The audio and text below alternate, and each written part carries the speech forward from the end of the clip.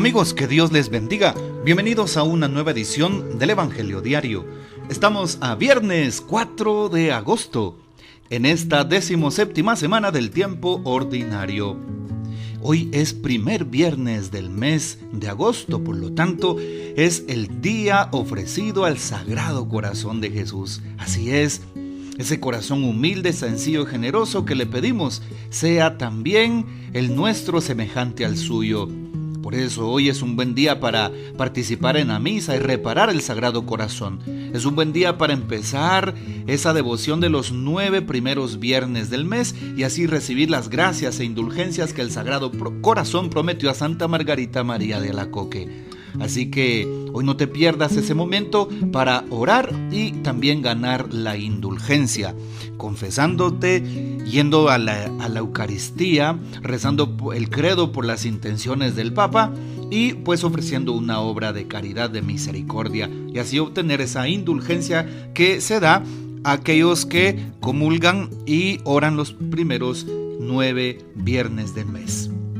Para hoy recordamos y celebramos en la liturgia de la iglesia a San Juan María Vianney, llamado el Santo Cura de Ars. Así es, más conocido con ese nombre como el Santo Cura de Ars. San Juan María Vianney es modelo de pastor de almas. Era una persona muy humilde y sencilla, muy entregado, muy piadoso desde niño. En su casa aprendió los primeros rezos, también en la escuela las primeras letras, y así fue fusionando su conocimiento, evidentemente con su fe, pero también llegó al seminario. Fue entregado de lleno al anuncio de la palabra de Dios, al ministerio de la reconciliación, a la penitencia y a la oración cuando se ordenó de sacerdote. Y muy interesante porque se ordena de sacerdote en Éculi, en ese lugar al que pertenece, y luego es movido a la diócesis de León, en donde desarrolla su apostolado, su ministerio sacerdotal en la parroquia de Ars, que en aquel tiempo contaba con apenas 250 habitantes, algunas cuantas familias, pero desde que llega a aquel lugar transforma con su fe, con su penitencia, con su entrega y con ese don que tenía del sacerdocio, se entrega a la conversión de aquel lugar. Cuando va camino a Ars, como no encuentra precisamente la vía, se encuentra a un niño, y es muy famosa esa escena en donde le dice: muéstrame el camino a Ars y yo te mostraré el camino al cielo.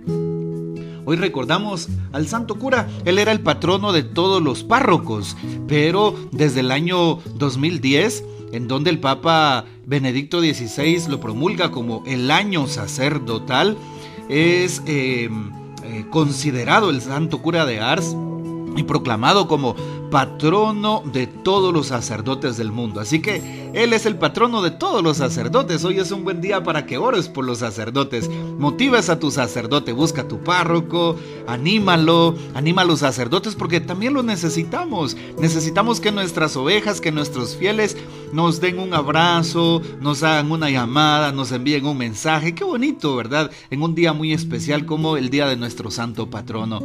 En ciertas horas, el Santo Cura se percibía en su rostro un amor que lo transformaba. Aquel fuego procedía de la Eucaristía, que celebraba fervorosamente y adoraba con toda su fe. Dicen sus biógrafos que era el primero en levantarse en el pueblo y el último en acostarse, el último en apagar la luz de la capilla de aquel pequeño pueblo de Ars, porque estaba en adoración. Hacía ayuno, solamente comía patatas, es decir, papas, y un poquitito de leche, y era todo lo que comía, a veces solo una vez al día. Por eso su aspecto era un poco delgado, esquelético, tal vez enfermizo, pero una fe y una devoción impresionante. Al igual que el Santo Padre Pío de Pietrelcina, de San Juan Bosco, era asediado por Satanás, y como no podía vencerlo por su fe y su espiritualidad, se le presentaba como un animal que le daba batalla durante toda la noche, incluso propiciándole muchos golpes, pero aquel hombre con su fe podía resistir. Murió el 4 de agosto del año de 1859 y fue canonizado en 1925. Tenía ese don del discernimiento de espíritus, ese don de ciencia, sobre todo en la reconciliación. Muchas personas hacían grandes colas para irse a confesar con él, y él ya sabía el pecado que el penitente llevaba dentro de su corazón. Dios le regaló precisamente este don.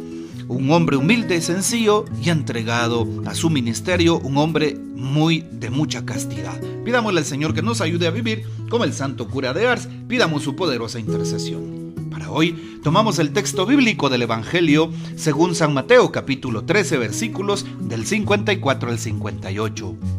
En aquel tiempo, Jesús llegó a su tierra y se puso a enseñar a la gente en la sinagoga, de tal forma que todos estaban asombrados y se preguntaban: ¿de dónde ha sacado esa sabiduría y esos poderes milagrosos?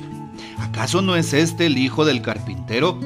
¿No se llama María su madre y no son sus hermanos Santiago, José, Simón y Judas? ¿Que no viven entre nosotros todas sus hermanas? ¿De dónde pues ha sacado todas estas cosas? Y se negaban a creer en él.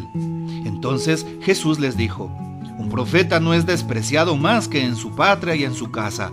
Y no hizo muchos milagros allí por la incredulidad de ellos. Palabra del Señor, gloria a ti, Señor Jesús.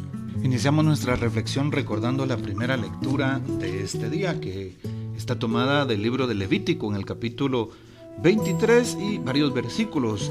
1, luego del 4 al 11, luego del 15 al 16, el versículo 27, 34 al 37.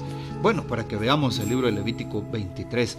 Y aquí se nos van narrando una serie de fiestas que el Señor le prescribe a Moisés, fiestas litúrgicas, para que el pueblo recuerde, haga memoria de esas principales intervenciones de Dios en la historia, así como se oye.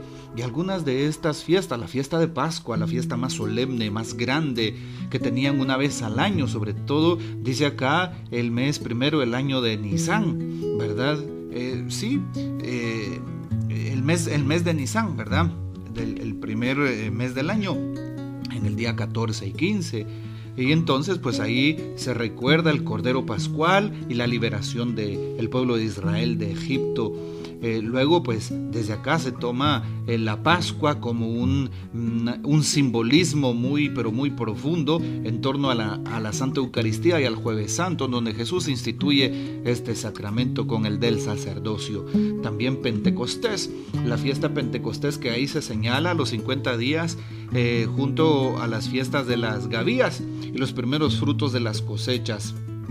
Y esa alianza que Dios selló con el pueblo de Israel en el monte Sinaí a través de Moisés se recuerda en esta fiesta. Otra fiesta que se recuerda en esta primera lectura es la fiesta de la expiación, llamada en hebreo el Yom Kippur, el día de la expiación. Yom significa día, Kippur expiación, el día de la expiación, del perdón de los pecados.